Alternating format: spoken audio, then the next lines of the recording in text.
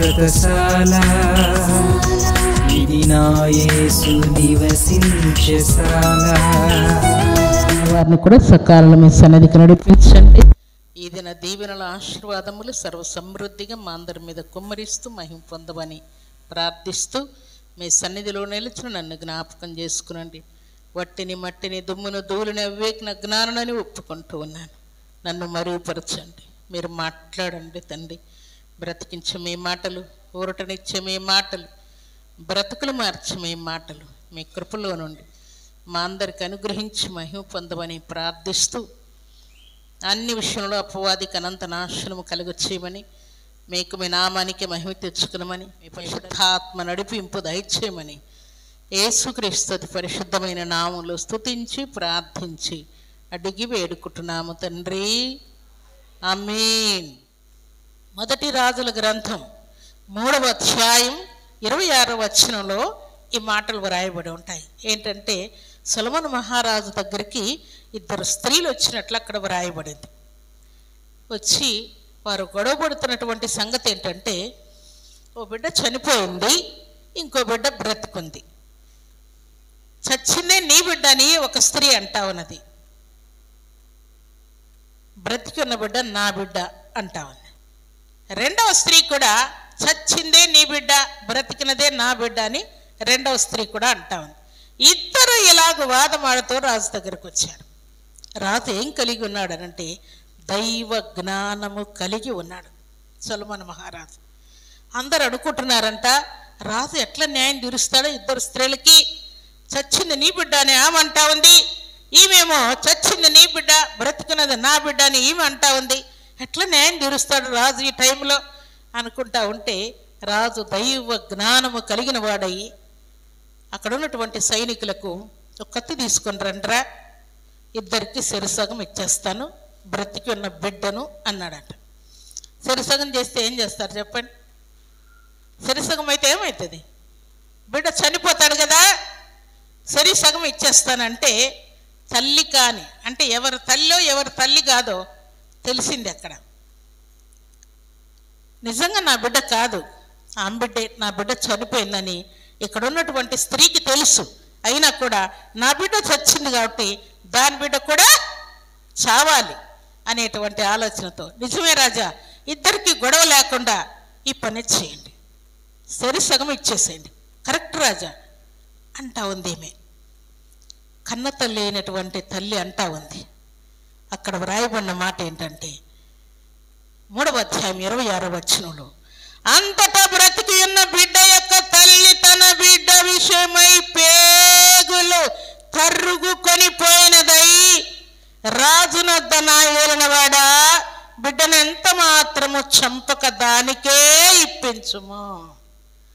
నా బిడ్డ నా దగ్గర ఉండకపోయినా పర్వాలేదు రాజా, ఆమె దగ్గరే ఉండని, అటు పోయినప్పుడు ఇటు పోయినప్పుడు వెనక్కి వచ్చినప్పుడు ముందుకు వెళ్ళినప్పుడు నేను వచ్చి నా బిడ్డను ఒక్కసారి కన్నులారా చూసుకొని వెళ్ళిపోతూ ఉంటాను, నాకు లేకపోయినా పర్వాలేదు, ఆమె దగ్గరే నా బిడ్డ బ్రతుకుతూ ఉంటే చాలు అని కన్నతల్లి అంటా ఉంటే ఏమంటా ఉంది, కరెక్ట్ రాజా, సగం ఇచ్చేసేయండి, గొడవే లేకుండా అయిపోతుంది అని ఏమంటా ఉంటే అప్పుడు రాజు కన్నతల్లి ఎవరో గుర్తుపట్టాడు. వెంటనే కన్నతల్లికి బిడ్డనిచ్చేసి ఆమెకు శిక్ష విధించాడు. దేవుని సన్నిధిలో చేరినటువంటి దేవుని బిడ్డలమైన మనం ప్రేమ కలిగి ఉండటకు ప్రయాసపడాలని పరిశుద్ధాత్మ దేవుడు జ్ఞాపకం చేస్తున్నాడు. దేవుని సన్నిధిలో చేరిన దేవుని బిడ్డలమైన మన దేవుడు మనల్ని ఎంత ప్రేమించాడో, ప్రాణము పెట్టినంతగా ప్రేమించాడో, మనం కూడా ప్రేమ చూపించటానికి అలసిపోకుండా ఉండాలని దేవుడు జ్ఞాపకం చేస్తాడు. కొన్నిసార్లు మనం అలసిపోతుంటాం, నేను ఎంత ప్రేమించినా ఇంతే, ఎంత దయ చూపించినా ఇంతే, ఎంత న్యాయంగా ఉన్నా ఇంతే, నేను ఎంత కనికరం చూపించినా కూడా ఇలాగే ఉంటుంది, నా మేలు నా దయ నా కనికరం ఎవరికి అర్థం కావట్లేదు అని మనం ఫీల్ అవుతూ ఉంటాం. అయితే దేవుడు అంటున్నటువంటి మాట ఏంటంటే, ప్రేమ చూపుటకు మనం అలసిపోయే వారముగా ఉండకూడదు. ఎందుకంటే మన అలుపంతా అలసటంతా మన రక్షకుడైనటువంటి దేవదేవునికి తెలిసే ఉన్నది ప్రియులారా. సర్వశక్తివంతుడైనటువంటి దేవాతి దేవుని సన్నిధిలో చేరిన మనమందరము కూడా దేవుణ్ణి ప్రేమించుటలో అలసిపోకూడదని దేవుడు ఆజ్ఞాపిస్తున్నాడు. అలాగే దేవుని వాగ్దానాలు నెరవేర్చుటలో కూడా అలసిపోకూడదు. అలాగే కుటుంబంలో కానీ, సంఘంలో కానీ, సమాజంలో కానీ ఇలాంటి పరిస్థితులు ఏమొచ్చినా కూడా మన ప్రేమ అలసిపోయేదిగా ఉండకూడదు. ఎప్పుడు అలసిపోవాలి మనం అనంటే, చనిపోయినప్పుడు నువ్వు చెప్పినా చెప్పకపోయినా మన ప్రేమ అలసిపోతుంది, మన ప్రేమ ఉండదు. అప్పుడు దేవునికి ఎవరు కనపడలేదా? అప్పుడే నా కుమార్తె, నా ఇల్లే, నా పొలమే, నావే నావే నావే, నేనే, దేవుడు నన్నే నష్టం చేశాడు అని మనం అంటూ ఉంటాం. అయితే నిజంగా దేవుని పట్ల మనకు ప్రేమ, విశ్వాసం, భక్తి ఉంటే భక్తుల వలె మనం కూడా కోల్పోవడానికి ఇష్టపడతాం. అందుకే యెహోవా ఇచ్చిన, యెహోవా తీసుకొని పోయిన, యెహోవా నామమునకు స్తుతి కలుగునుగాక. తల్లి గర్భంలో నుండి దిగంబరునే వచ్చి తిని దిగంబరునే మరలా వెళ్ళిపోతాను. నేను వచ్చేటప్పుడు 7 మంది కుమారులు కానీ, వారి భార్యలు, వారి పిల్లల్ని కానీ, ఈ 3 కుమార్తెలు కానీ, వారి భర్తలు, వారి పిల్లల్ని కానీ, ఇప్పుడున్నటువంటి గొర్రెలు, ఎద్దులు, ఒంటెలు, కోడెలు, గాడిదలు, గుర్రాలు వీటన్నిటిని నేను తీసుకొని రాలేదు. తల్లి గర్భంలో నుండి దిగంబరిగా వచ్చాను, మరలా ఇప్పుడు దిగంబరునైపోతాను. యెహోవా ఇచ్చెను, యెహోవాయే తీసుకొని పోయెను. అందుకే యెహోవాను నేను స్తుతిస్తూ ఉన్నాను అంటూ ఉన్నాడు. భక్తి కోల్పోవటంలోనే మన భక్తి ఎంత, మన సారం ఎంత, మన ప్రార్థన ఎంత అని తేలిపోద్ది ప్రియులారా. దేవుని సన్నిధిలో చేరినటువంటి దేవుని బిడ్డలమైన మనం కోల్పోవడానికి ఇష్టపడేవారముగా ఉన్నాడు. భక్తులు కుమారులను కోల్పోతూ ఉంటే, భక్తులు ఆస్తులు కోల్పోతూ ఉంటే, భక్తులు ప్రాణాలే దేవునికి అర్పిస్తూ ఉంటే, భక్తి కలిగినటువంటి వారందరూ కూడా ఎన్నో నిందలు, అవమానాలు భరిస్తూ ఉంటే మనమేం భరిస్తూ ఉన్నాం? తక్కెడలో తూకం వేస్తే నీ భక్తి ఎంత, నీ ప్రార్థన ఎంత, నీ విశ్వాసం ఎంత, నువ్వు దేవుని దగ్గర చేసిన తీర్మానాలు ఎంతవరకు నెరవేర్చుకుంటున్నావు? అన్నిట్లో ఓడిపోయావా, కూలిపోయావా, ప్రాణం తెప్పరిలే దేవుని కోసం బ్రతుకుతూ ఉన్నావా అని పరిశుద్ధాత్మ దేవుడు ఈ శుభదినాన మనలందరినీ క్వశ్చన్ చేస్తూ ఉన్నాడు. దేవుని పట్ల మనకు భక్తి, నీతి, ప్రార్థన, విశ్వాసం ఉంటే భక్తులు ఏం చేశారు? అబ్రహాము కుమారుని ఇవ్వడమే కాకుండా ఆయన కలిగినటువంటి సమస్త శ్రేష్టమైన పదార్థములు అన్నింటిలో కూడా దేవునికి అర్పణ ఇచ్చినట్లు వ్రాయబడింది.